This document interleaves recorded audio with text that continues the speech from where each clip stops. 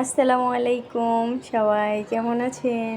তো আশা করি সবাই অনেক অনেক অনেক ভালো আছেন। দেখেন কি সুন্দর ফুল আসছে আমার পেয়ারা গাছে।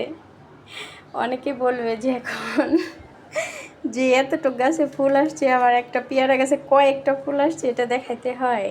হায় রে ভাই, যার গাছে ফুল আসছে সেই একমাত্র এটার মর্ম বুঝতেছে যে তার অনুভূতিটা কি, সে কেমন ফিল করতেছে। দেখেন ফুলটা আবার কই আসছে, আরেকটা ফুল একবারে গোড়ায় ধরছে।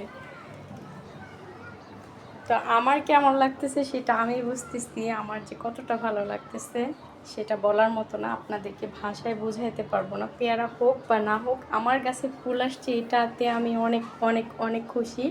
কারণ একটা গাছ মারা গেছে, সেটাতে আমি অনেক মানে কষ্ট পাইছি, বলার মতো না, সেটা আর বলতে চাই না, এখন থাক।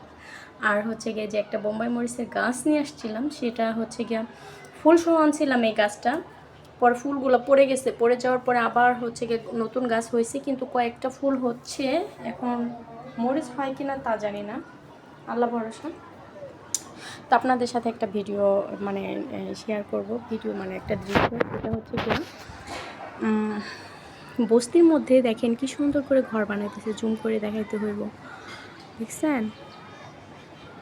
এটা হচ্ছে ঝিল পার, নিচে হচ্ছে গিয়ে অনেক নর্দমা, এর জন্য হচ্ছে এইভাবে ওরা মানে ঘরটা বানায়। নিচে কিন্তু মানে মানে কাঠ আছে না, কাঠ বিছায়া তারপরে হচ্ছে গিয়ে ওরা এইভাবে থাকে। কাঠ হচ্ছে গিয়ে পেরেক দিয়া মাইরা সুন্দর করে মজবুত কইরা এখন ওই যে বাঁশ দিয়া এইভাবে হচ্ছে গিয়ে ওরা মানে থাকতেছে আর কি। কি করব ভাই, ঢাকা শহরে এই বস্তির ভিতরে এক একটা রুম 2500-3000 টাকা করে রুম এক একজনে থাকতেছে। আবার এই যে দোতলা ছোট্ট একটা রুম দেখতেছেন, এই ছোট্ট একটা রুমের ভাড়াই আছে আপনার 4-5 হাজার টাকা।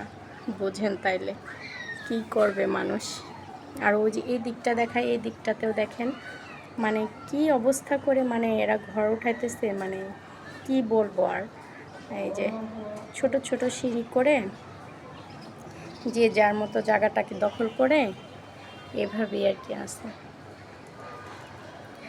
হ্যাঁ, ঢাকা শহরের জীবনে এরকমই।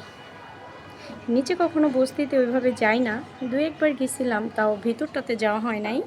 তো ভিতরের পরিবেশটা কেমন আমিও দেখবো, আপনাদেরকেও দেখাবো, দেখানোর চেষ্টা করব। দেখি সময় হলে যাব, আমি কখনো নিচে নামি নাই ওইভাবে। আর সবাই আমার ফুলগুলো দেখে মাশাল্লাহ বলেন, মাশাল্লাহ না বললে আবার পড়ে যাবো। এখানে 2টা ফুল ছিল, পড়ে গেছে একটা, সেই পেয়ারাই কখন আবার ঝড় বাতাসে পড়ে যায় কইতে পারবো না। একটা পেয়ারা পড়ে গেছিলো দেখে এত কষ্ট লাগছে বলার মতো না। তো যাই হোক, হ্যাঁ ফুলগুলা আপনাদের হয়তো ভালো লাগবে না, আমার ভালো লাগতেছে, কারণ আমার শখের একটা গাছ, এর জন্য। গাছটা একবারে ছোট্ট। সবাই ভালো থাকবেন, সুস্থ থাকবেন, আল্লাহ হাফেজ। সবার সুস্থ কামনা করি।